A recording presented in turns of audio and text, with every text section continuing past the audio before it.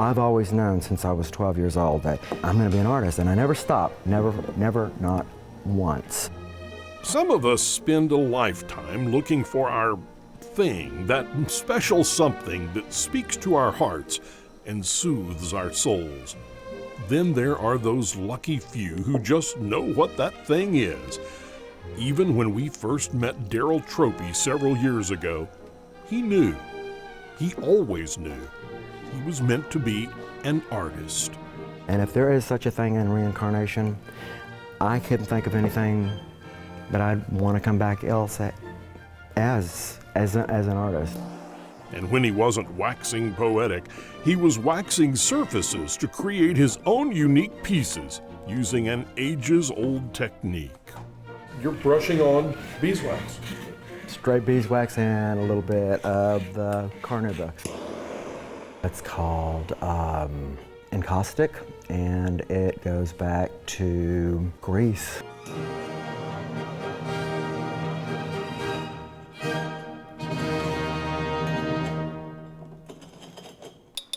Of the incredible artists we have met over the years, one of them once told me that art is that moment of inspiration when you first conceive a creative idea. After that, he said, well, you're mostly practicing your craft. And for that reason, the true artist is never content. He is always looking for that next burst of inspiration, and sometimes along the way, moments of magic erupt. Talk to me about what all you've been doing in the world of art since the last time we visited with you. I've been really busy. I've been to Toronto for the last 14 years, I guess, and I guess the first 3 or 4, 5 years I went there. A good friend of mine, Lynn, we were walking down the street, and the boxes, I'm thinking, wow, what are these boxes? They just put these boxes up for artists to paint on? He's like, no, he says, these are electrical boxes.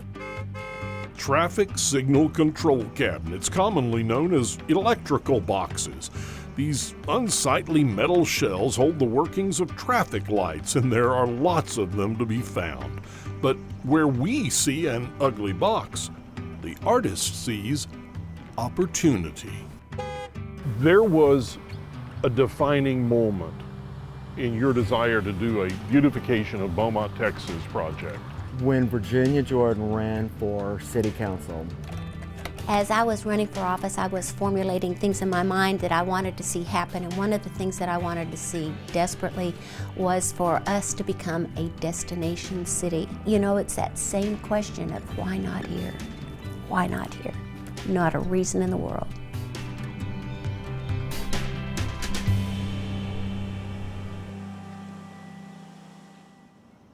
No, not a reason in the world. To Virginia and Darrell and lots of other like-minded people, Beaumont, Texas was about to get a makeover of sorts. Tiny pockets of art in the most unlikely places. I said, if I had to paint, every one of them, we'll start this. But you didn't end up having to paint them all. No, we started, I asked a couple of friends of mine that I knew that were artists, and those 5, 6, 7, they took off. And so those 7 people that we started out with turned into 64. We attracted a few artists with phone calls and Facebook posts, and we just lit up. We've been having to beat them off with a stick. We had no idea the art community in this city was as glorious as it is, and in addition to their incredible talent, the fact that they're offering it up to the city is just unbelievable.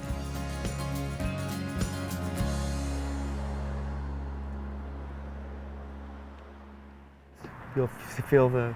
Oh, yeah. And it's glass, so it reflects. So it reflects the light. It dries clear, and it reflects everything underneath it. So it bounces light. Cool. When I Google the electrical boxes, painted electrical boxes, Google it. You just go, wow, there's some Mona Lisas out there.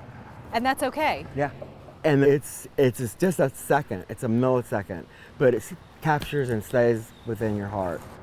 I can paint like that, Darrell. It doesn't have to be hours and hours of, oh, beauty everywhere. I mean, that millisecond can stay with you a lifetime if it's done right. Hey, how are you? Hey, Chrissy. The people you meet on the street, I'm telling you, see? The whole project is designed to increase in all of our citizens a sense of pride and ownership.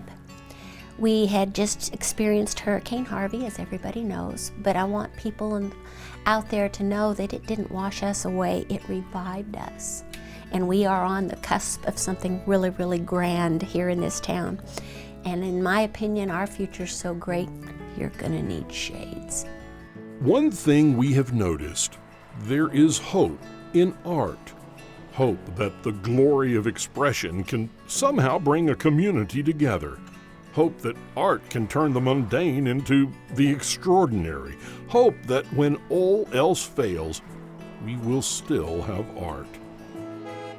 And late at night, when Darrell Troppy is alone with his paints and a heavy moon overhead, he is comforted to know that with every stroke of a brush, art is paving the way for a brighter future. Why do you paint at night? Peace, the moon, the stars. There's not always, people zoom in. But the people who do stop and talk to you at night, it's like seeing the Mona Lisa being painted. And I'm not, Leonardo, but somebody that's doing something that's live, it stops them in their tracks. The creative side pops in and emotions pop in. It's like, wow, I want to do that, and it will make other people happy. And it's not about a pretty person, a boy or a girl, or white or black. It's just about somebody who has got a good, positive idea that can make Beaumont beautiful.